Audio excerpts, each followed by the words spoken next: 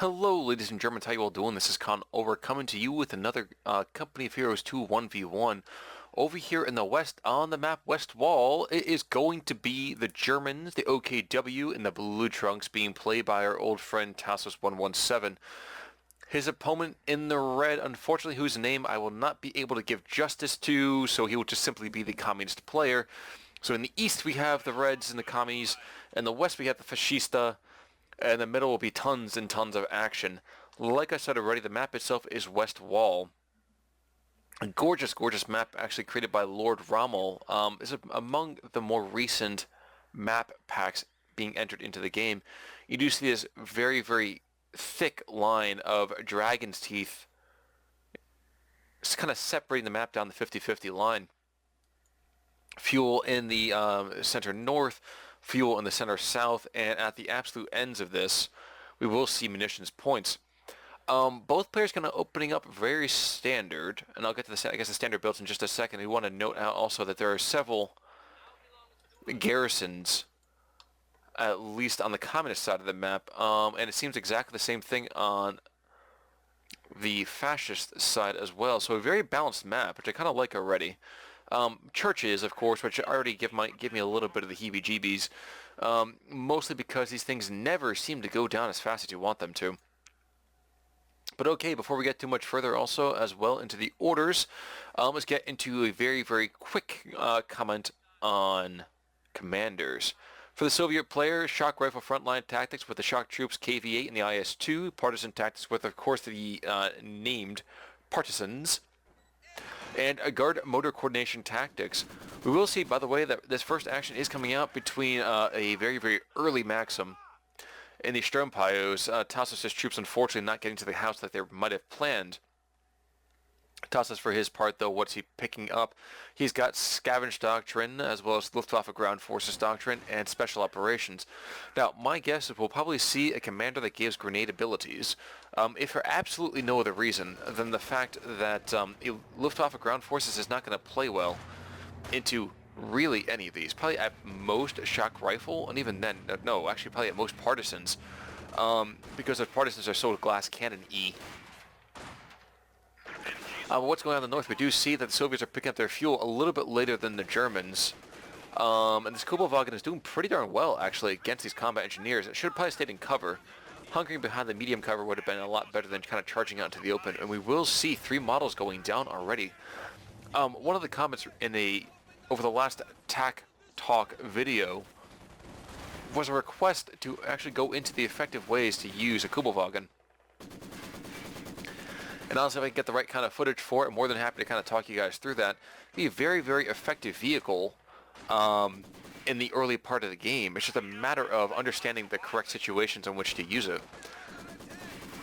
But what do we have in the meantime? Okay, so the Germans are decapping the Soviet fuel, the Soviets are decapping the German fuel, and it seems the Germans right now are just hunkering down in these houses and keeping the Soviets locked in their base. Kind of interesting about West Wall is that it does not a whole lot of positions to go out through the north. There's 2 very, very tiny areas here. And I don't see any kind of positioning here. Okay, Volksgrenadiers are going to try to kind of... ooh, no. I kind of thought they were going to play tag with the machine gun, but that is not going to be the case. The Soviet player is opening up with triple Maxims. Looks like a mine's going down as well for Tassos' troops. And triple Maxims will give a lot of firepower if they can keep these machine guns together. And this map looks like it's able to do so. There are a lot of open areas, but at the same time, bevy of cover might be the best term for it. The absolute ridiculous amount of cover does give an opportunity for this firepower to really be concentrated, if machine guns can be kept together. Not quite on top of each other like this, although they will be fairly effective in kind of chewing off a couple of hit points here or there. But kind of interlocking fields of fire. Like I said, though, we do have the Germans have lost their fuel to the Soviets, and the Soviets have lost theirs as well.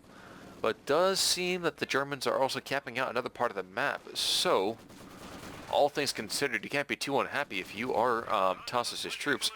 We do see that despite holding a couple of garrisons, the Soviets have been forced have been able to force their way out of their own base, being kept in there for quite a bit of time. Usually with the help of the flamethrower right here, as you do see. We will notice, however, though, that it seems they're going to go right over top of that shoe mine. Windsmith me, boys. Yep, and there goes 50% of the squad. Unfortunately, the Germans don't have any troops in the area to kind of capitalize over top of that. That's just a shame now, isn't it? Kind of a funny story as we watch both Soviets and Germans taking back their original fuel points.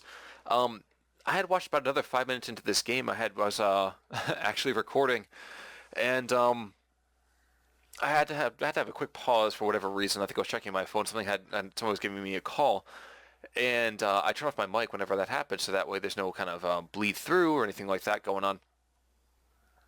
Unfortunately, I kind of didn't really pay attention to turning the mic back on, so I recorded 5 minutes of gameplay going on, which is awesome, and some really, really insightful commentary, if I may say so myself, but none of it was being recorded because I had the microphone on mute. So, not a shining moment, but, you know, accidents do happen. It does seem like the Skubilwagen has trying to push back on the Soviets capping out this fuel point, but that flamethrower is somehow very adept at baking the Skubilwagen, that light machine gun on top of that kind of converted people's Jeep. Not enough to force away the combat engineers. Yikes, and this is the kind of support I was talking about. This Volksgrenadier squad getting caught in a crossfire between two Maxim machine guns, suppress them super, super quickly, and definitely give control in many ways over to the Soviets. And unfortunately, one thing that Tassos overlooked is he did not decide to repair his Skubilwagen, and this is the extent of its usefulness. Skubilwagen is excellent at picking on lone squads if with the right kind of positioning, as well as rear echelon kind of troops, whether that's combat engineers or simply rear echelons. But the addition of these guards will basically mean the death of most light vehicles. Tassos with that 5-minute SWS is called a mechanized regiment headquarters. We do see a Panzer II is coming in right about now. A little concerned with that decision, mostly because now he sees these guards, so he should know what the commander choice is. But kind of understandable. Panzer II by itself will take on these Maxims, and will trade out very effectively with these Maxims as long as the guards are not there to support the machine guns. And the conscripts don't yet actually have the anti-tank grenade package. So an opportunity will be there, at least for the immediate term. That's frankly what they need right now. Tassos' troops getting thrown back on every front. It seems whenever they get out of base, there's a machine gun well placed and there just to kind of carve into them, almost without trying. And unfortunately, this machine gun has these Germans just barely in range, and Tassos is trying to keep that pinky toe back in the area to cap out his fuel. Soviets right now do control all 3 points, having a trip cap right now, but only finally taking the lead as we speak. And 8:30 into this game, we are going to see this. Panzer II has already made itself very, very effective, but here come the guards. And if this Panzer II is not careful, we could see some real big problems happening here. But that will do it. Despite the fact that this thing is now being buttoned, he should be able to get away. Yep, there he goes. So that button only lasts a few seconds, thankfully. So 20 seconds or the fire is interrupted. It sounds like a very, very long time, but when you have a light vehicle like that in your face, it just can't be long enough. Unfortunately, these Volksgrenadiers are going to find themselves on the very, very hot end of this Rock 3 flamethrower. The STGs, only thing that's really kind of keeping them in this fight, and Tassos might want to consider backing off right about now. It's really just a game of chicken, though, because if there's one burst of fire, oh my gosh, could this be first infantry blood? Somehow they don't pick him off. So luckily enough, he sticks it out very, very bravely and manages to keep him where he wants. Another squad of guards being called in, as well as a T-70, but there's already a Rakettenwerfer out on the fray for Tassos' troops. And now that he does see guard motor coordination tactics, what would be better? Would it be special operations or scavenge? For my money, I would probably say I would say scavenge, but then again, that kind of presupposes you have the answer for those late game T-3485s. The Panther command tank would be good to combat that, but you sacrifice an awful lot of infantry killing power with the lost opportunity of the Ostwind Flakpanzer. But hey, that's just my call. Let's see what Tassos decides to do. We are going to see the trip cap is finally being threatened, and that machine gun is going to hustle its way into this garrison. Tassos has an opportunity here to toss in a incendiary grenade right about now. He's not going to do it, though. It might even come under fire. He does manage to decap that VP. Yikes, and now this T-70 is going to find itself whooped. Main gun's been destroyed. If we get one more round off, I think it will. Yep, and there goes a T-70, and what had been a very, very lousy position for that P2 is getting better all the time. Not because these guards aren't any less effective, because they will do very, very well against it, but now he doesn't have to worry about the additional bit of that anti-armor, let's say, firepower. Unfortunately for the guards, there is one squad immediately going down right there. Panzer II paying for itself already, in my mind. And the conscripts, do they have the anti-tank grenades? No, they don't still. Medics being called up by the Soviet player, but not anything else. Tassos, how about you, my son? Are you going to call it battle group headquarters? You do. And you have the means to bring in the medics. He's going to do so right about now. More than overdue, to be fair. His infantry's not been able to get a long-term efficient posture on the map. Mostly because it's not been at full strength. We'll see in the meantime, an Su-76 is coming out for the Soviet player 12 minutes in, and Tassos is down 100 tickets. But he stabilized the battlefield quite well. He's forcing away this Maxim in the meantime. Might even be able to pick it off and retreat. I don't know. TM-35 mine, where did that go down? On the main drag. So we'll watch to see baiting happening here. Would not be surprised if that's the case. But I wonder if the P2 did see that. Where is he shooting? He did see it. And that's what it is now. So these Sturmpyos being extremely valuable, and the German tank trying to pick off the explosive, and does so. Now every single one of these Volksgrenadiers does have STGs, and this guard's rifle right here does not have the DP light machine guns. They're sacrificing a fair bit of firepower.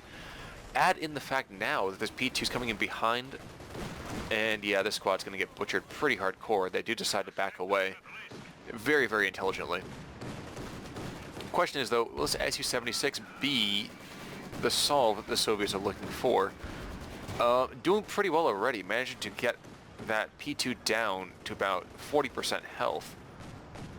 Now, the problem with that, though, is the second the Rakettenwerfer comes forward, this thing is just a giant stinking target.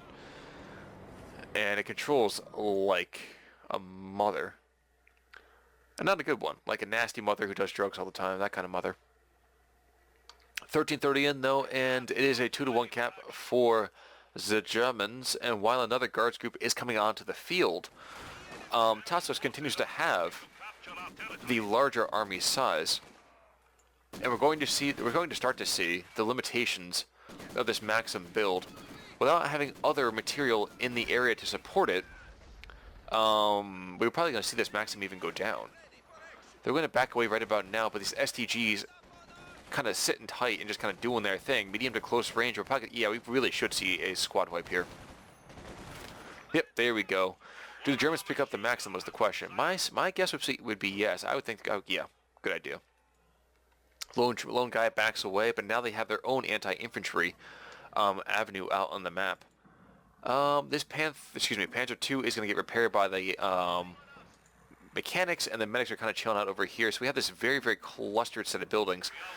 But with the lack of long-range firepower outside of the 120 mil mortar, they don't really have to worry about that. They can stick their buildings on top of each other as much as they want to. The Soviet player doesn't seem to be concerned about going for a Zis gun at all, which I think is a minor mistake. But hey, when you have the Su-76 on the field, I guess you have exactly what you need from the Zis gun, and even might even be more effective than that. I think it's kind of a crapshoot. I think it's a value determination. But hey, that's a different idea to look at. We'll see a maximum will get pushed away in the northern side by these just, not vanilla Strumpyos, but just with the mine detecting equipment. Another one coming up? No, it's going to be combat engineers. So, will, though, the Strumpyos get the mine off in time? I say yes, they do. And if they get into this house, no. Probably a bad idea. Yeah, backing away right about now would be a great idea. And they get away. Just before capturing out that point, though, which is a little bit unfortunate, P2 has been fully repaired, but the Su-76 is prowling around the center part of the field. And will take a definite bad fight. The P2, that is, if he advances at all. We're going to see in the meantime these guards are pinned down by this captured Maxim. And in the north, still anti-tank grenadeless conscripts are kind of keeping those the P2 at a distance. Garrison finally being taken by the Soviets in the center part of the map, forced out of it though. But not before really doing a number on that Volksgrenadier squad. Unfortunately, though, for the Soviets, this guard's rifle has dropped off a PTRS anti-tank rifle, which means his Su-76 now is something else to worry about. I'm sincerely hoping that these guys decide to pick that up. It'd be a great opportunity right there. Meantime, Panzer II is going to come up. He realizes the danger he's in, but he really wants to pick off this Maxim apparently that badly. He's thinking ahead of it. If he actually stops, he'll get much better accuracy. Unfortunately, he's not decided to do that just yet. And even in DBs, you see the PTRSs from this other from this other guards squad pretty much seal the deal for this poor Panzer. He's going to get butchered. Rear armor hit. What? Oh my god, is he really going to get away? That'd be insane. Oh my, how does it, that's a little bit BS if I may say so myself. He's going to book it down the field. Never mind. Never mind. He was out of there and he hung around to get a couple more kills. Unfortunate. Was the PTRS picked up? Where was that field of fire? No, it's still there, surprisingly enough. Which I think is not really the best decision. But that's Tassos' decision right there. Volksgren, in the meantime, will try to put up a resistance against this Maxim guard push, and supported by the Su-76. If this is an light artillery barrage, which screams in my mind a good opportunity for it, he should be using it right now. Guards, in the meantime, though, will find themselves coming under fire from a second group of Volksgrens, and indeed this Maxim as well. It's coming under fire from the ISG. They're going to back away, but probably not without dropping another model or two. Yep, down to one model, just a sliver of health, but making it out just barely in time. So ISG doing pretty well by itself. Now, the question is, what's going on with this Volks squad right here? This is one of those opportunities where I do think that this screamed a great opportunity. I said it now twice or three times in about 30 seconds, so forgive me. What I meant to say is this Su-76 has notoriously thin armor and really could have benefited from another PTRS, under their control. Unfortunately, these Volksgrens have been completely pinned down. They are forced back. And indeed, right now we will see Combat Engineer Squad coming up, finding the ISG, finding the Rakettenwerfer, and really only coming under a bit of suppressive fire as we speak. Tassos, though, has gone for special operations, which means he can call in that Panther command tank. And while I would have gone a different direction than that, it's still pretty darn good. And it seems that this Su-76 has taken a Faust to the rear, and because of that, we will probably see this Panther come forward and administer a coup de grace. So we're just going to turn this off and have a little more cinematic about this bad boy. So flames do come out, and shockingly enough, he does seem to make it away, and indeed, These guards are buttoning this Panther like nobody's business. They reset that back up, but they will pay a hefty price for it, but maybe not as much as these folks do. Two of them vanishing in just a bouillabaisse of death and maiming. And both sides retreat with heavy damage being done. The conscripts over here have Uvrod in to just go and scare off that Panther. Very effectively done. And the Sturmpires up in the north, are they going to do anything to this house? I don't think so. Either way, we will see this. We'll leave the Soviets in rough control of the field. Not perfectly so, but rough control of it right now. Two Maxims in the center part of the field, setting up very mutually supportive, effective fields of fire. ISG, in the meantime, was decrewed. A little bit unfortunate for the Germans. The thing was getting some very nice hits. And finally, we will see these Sturmpires carve their way through this conscript group. Strangely enough, the Su-76 is only being repaired now as the Germans take advantage of those passive mechanics. I'll say medics. They do take advantage of those as well, but not quite in the same way. Wondering if this new squad will come down here and pick up the stupid PTRS. Please, hombreettes of all shapes and sizes. You do see it, don't you? Not sure why I'm only looking at the Soviets here, but it's unfortunate. Fog of War. Yeah, there we go. He does see it. There we go. But he's not going to go for it. I'm not entirely sure why. Meantime, machine guns still continue their deadly business in the north and the south. But the Germans seem like they are slowly getting themselves under control here. They have not replaced, although they have replaced a mine in the north. Special operations grenades in the south, doing a bit of a number on the garrison, but not too much. And he saw just a gout of earth, but there's no Soviet fire coming down. No, I think that's just going to be the infantry support gun firing to the east. In the north, we will see the Sturmpires will come under fire from the Maxims and will be forced back very quickly. And I'm embarrassed to say I don't know where those artillery flares went out. But the Soviet player is finally going for T-34-85. And it does get out of that house just in time, too. That thing will probably go down with another shot or two from the ISG. And luckily enough for the Germans, they will continue to have their actual fuel income unmolested. Mostly because of this gifted firing arc for this captured Maxim. In the meantime, though, we will see Volksgrens trying to charge and take on the guards, and unfortunately, Tassos isn't really paying great attention to grenades, and indeed he drops off one of his more vetted up squads because of it. Su-76 and the T-34-85 are now together on this map, and that's kind of a dangerous combination against this Panther. It does presuppose, of course, that this Verketten doesn't have anything to do with the fight. And believe you me, he will have plenty to do with the fight. Seems there's a little bit of a brouhaha that's not going to affect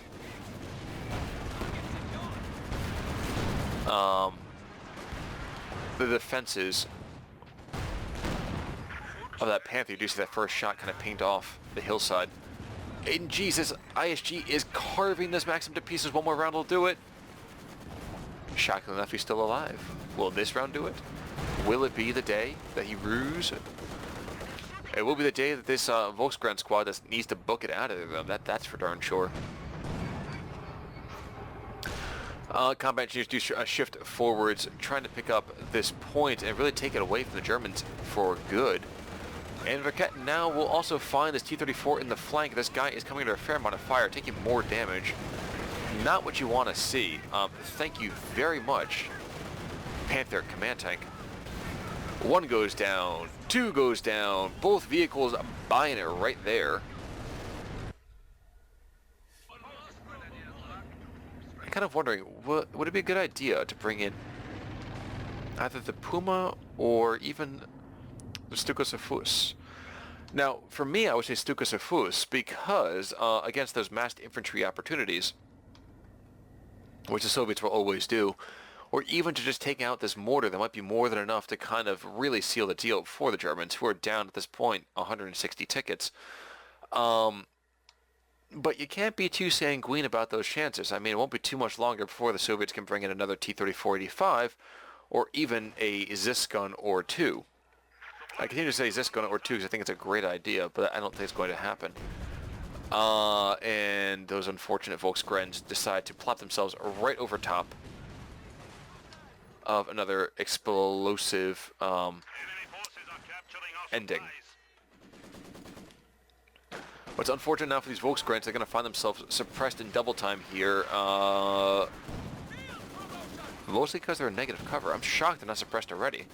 They have decapped the center part of the map, though, and they're doing at least decently well. Not perfectly, but decently. In the south, we are going to see the combination of that captured Maxim and Volksgrens still doing more damage to the retreating combat engineers. And yikes, I didn't even see this. Here comes a lovely flank, which turns out to be more of a frontal charge from Volksgrens baking this Maxim quite easily. Guards rifles in the meantime will be hunkering down the center part of the map, continuing their whole capping out strategy, doing pretty darn well, if I may say so. But with the addition of that Panther, Germans really should be able to take these positions without too much of a hassle. I'm really hoping that the Germans do notice that this is in fact a demo trap out here. But no, instead they're going to kind of sit down and take the point from where they are and just kind of hold steady. Now, artillery flare is being used again, but the question is, where's he dropping them? Oh, right back here too. So he sees a fair bit of the map. Doesn't reveal any of the hidden material, but, you know, decently nonetheless. The guards are shifting forward, trying to put fire enough down on top of these Sturmpios. It's not going to be enough, though, and indeed, despite holding 60% of the map, the Soviets control only one of the VPs. And very, very quickly, might even be losing some more of their infantry. This mortar has found itself shaking and baking in the fray, mostly because of that incendiary grenade. And these Volksgrenadiers, despite being carved up quite a bit, and even more so by this T-34-85 that's charging, yeah, very, very interesting there. Okay, and command half track now going to be locking down this fuel point pretty darn easily. It means that Tassos is going to kind of hang out for that final King Tiger. And a King Tiger, by the way, buffed by a Panther command tank, is fierce. Sight and movement of vehicles, it's not a huge buff. It's like, you know, like a 10% kind of buff, 10-15%. But that still can be enough between getting in safely and leaving yourself a corpse. ISG getting in some good hits, though. Recruit, whether a second time or third time. They're dropping around right on top of that machine gun. Only getting one model, but doing about 50% of the damage in one shot. And that is a vehicle, that's a crew that can't be lost by the Soviet player at this point. He's already down 20 supply. His vehicles aren't very vetted up. His infantry is doing pretty okay in terms of veterancy, except for the mortar, I would say. And strangely enough, these conscripts that have been in here since the word go are not vetted up nearly at all. Worth noting as we come into the 29th minute, almost 30 seconds away from that 30-minute mark, that his gun is finally being made. I think that is long overdue, and I think that he's going to be paying for it. The Soviets player have been paying for it for not having one. Volksgrens are going to find this last Maxim, forcing it away with incendiary grenade and their own joie de vivre. And they're also locking down this final VP. With that happening, the Germans are going to have a trip cap under their control, and that 160 VP advantage will fade very, very soon. These two captured Maxims, I believe that is... No, it's an MG-34 over here, so that has gotten the conscripts to be pinned down, to be forced away. And this T-30-45 is putting a good number out in this house, definitely impacting the resale value. But all in all, the Germans don't have to be too concerned.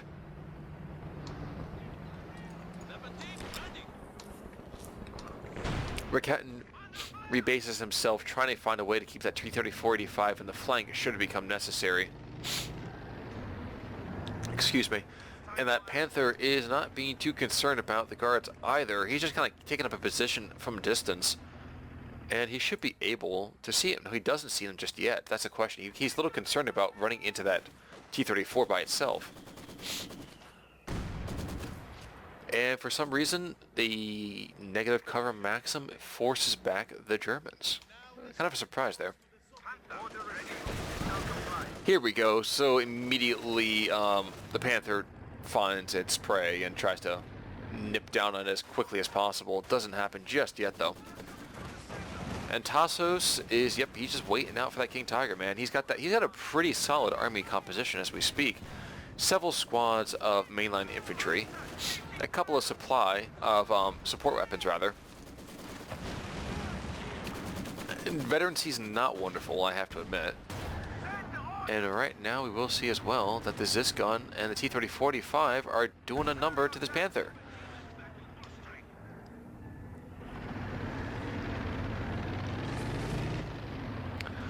But okay, 215 to 330, 3153 in the game. Sturm Empires are waiting for this Maxim to kind of come up forward, and this Maxim is desperately trying to figure out a way to keep everything under fire. Fresh Guards troops are standing by. T-34 rushes to the south, and I'm wondering why there's not the Ricketten. Ricketten, I guess, rebased a little bit further north, trying to catch out that T-34. Not going to happen, though. Excuse me. And indeed, it's going to be simply a Panzerfaust, and that's going to be enough praise Tassos before this house does get taken out. Shockingly, despite the fact that this Maxim was firing on a garrison, and indeed was even out in the open, Sturm Empires in the north are forced away, cut down in the prime of their lives.